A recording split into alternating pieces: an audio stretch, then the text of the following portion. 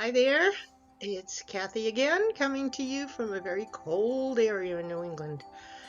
Today we're going to look at from safety net to tightrope walking and how family caregivers are left to navigate our failing care systems.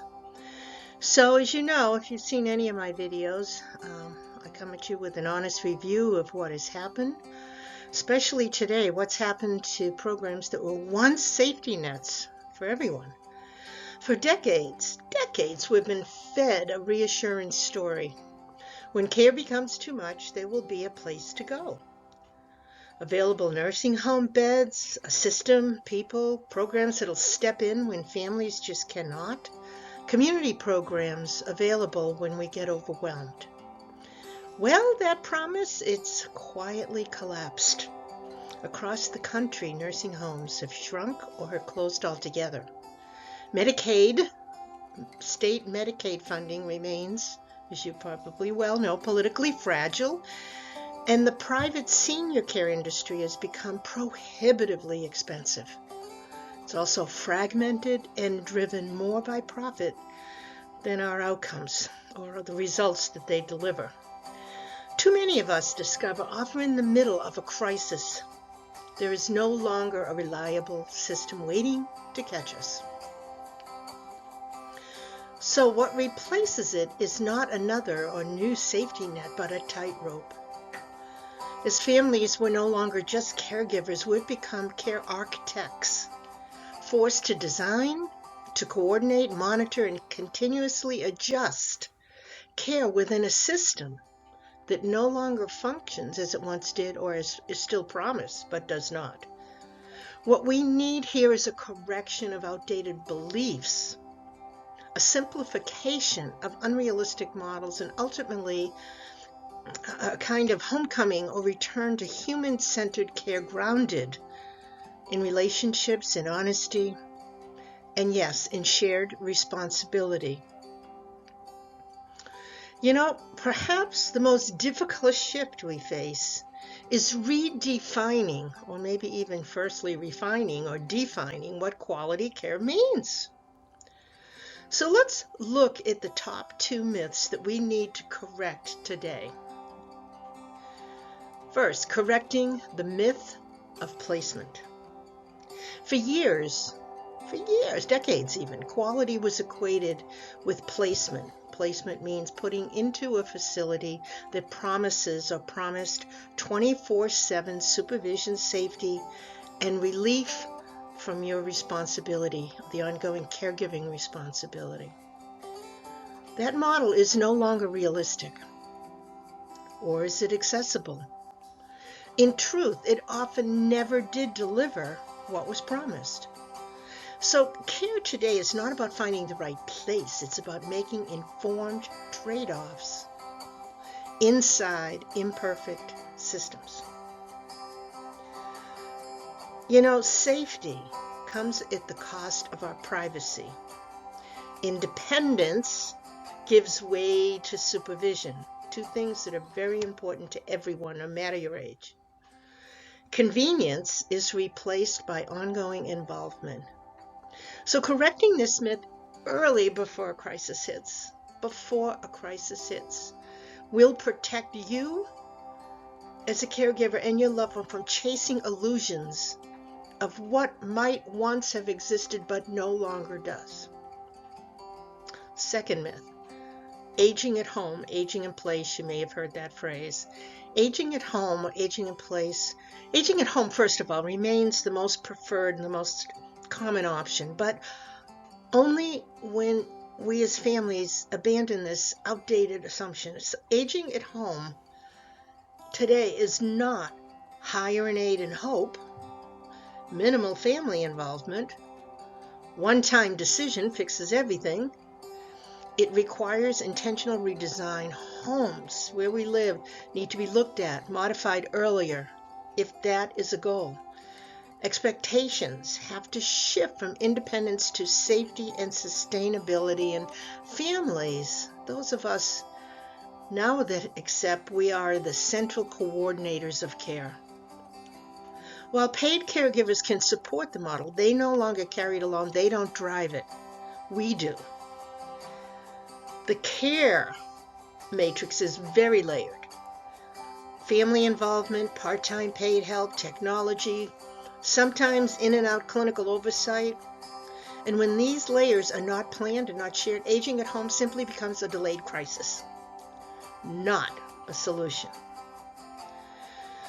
Oh, so what can we do? What are the realistic options we have? Well, first, let's simplify care. Think about shared living.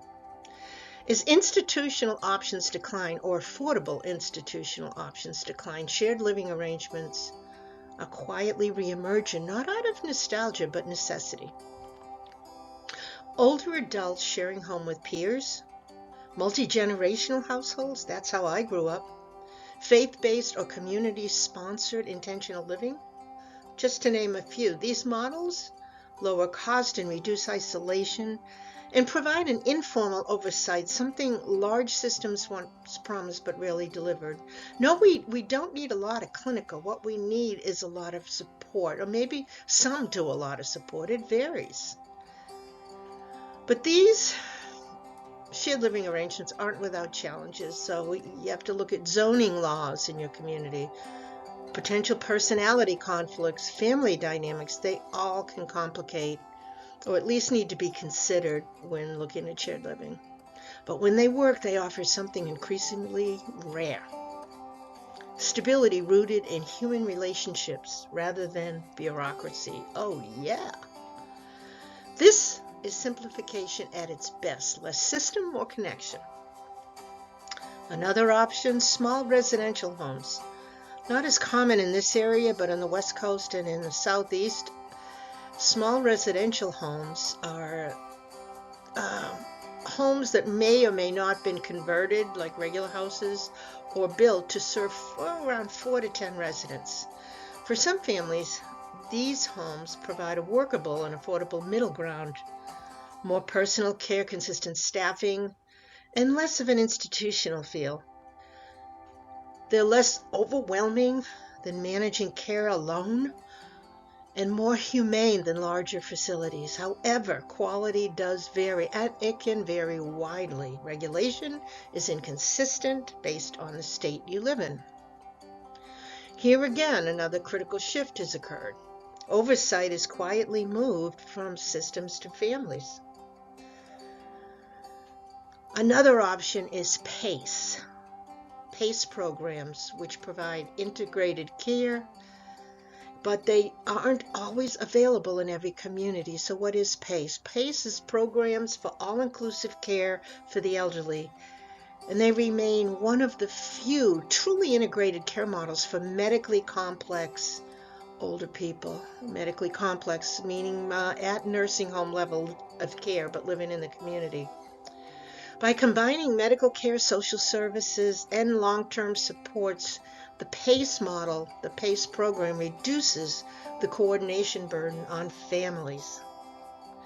Unfortunately, as I mentioned, access is limited, enrollment caps are common, and the models depend heavily on Medicare and Medicaid funding, so federal and state funding.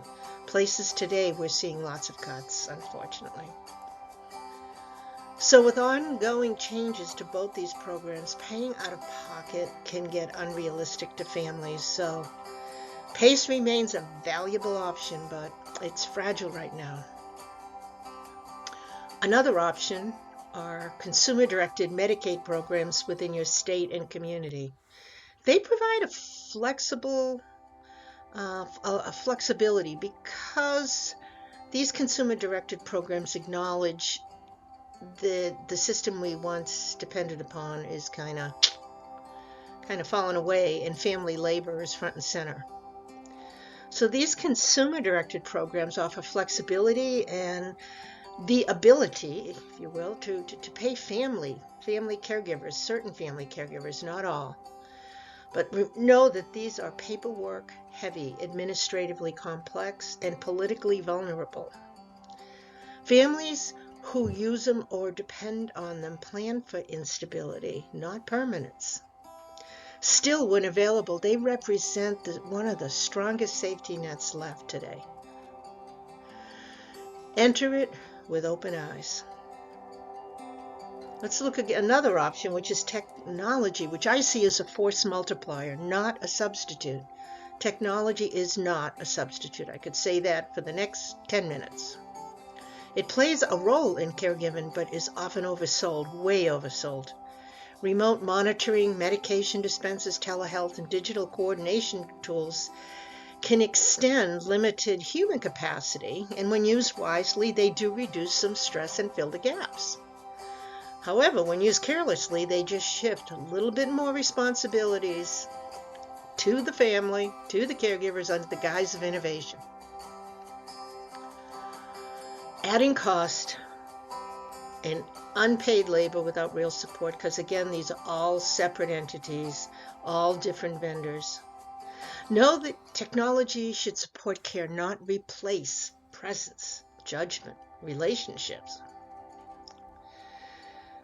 And another area that's really important, conversations we avoid but can no longer afford to. One of the most critical and neglected elements of caregiving today is open, honest conversations about end of life and end of life care. As systems fail, resources shrink, we as family caregivers can no longer be silent, deny, or be forced, if you will, to make last-minute decisions, usually in a crisis. I can tell you, I was there about a year ago.